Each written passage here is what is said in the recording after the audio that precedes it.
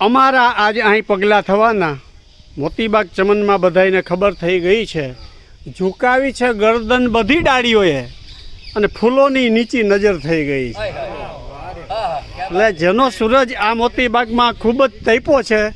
અને જેણે પોતાના જીવનને બહુ જ પ્રકાશિત આ મોતીબાગમાં કર્યું છે એવા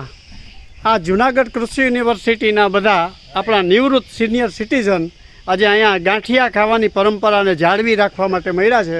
અને એનો પરિચય કરાવું તો આ શ્રી ગરાલા સાહેબ અને આ ડૉક્ટર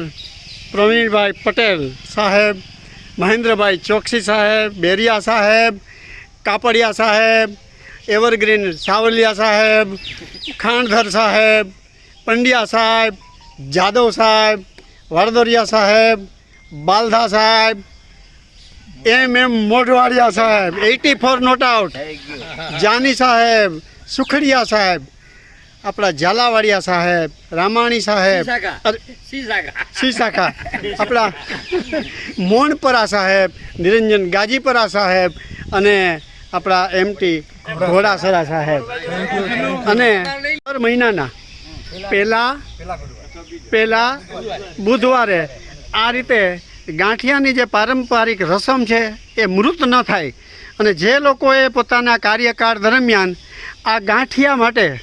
હંમેશા પ્રેમ વધાર્યો છે અને જિંદગી પર્યંત ડૉક્ટરના કહેવા છતાં એ પ્રેમને જાળવી રાખ્યો છે એવા લોકોને નમસ્કાર, નમસ્કાર, નમસ્કાર.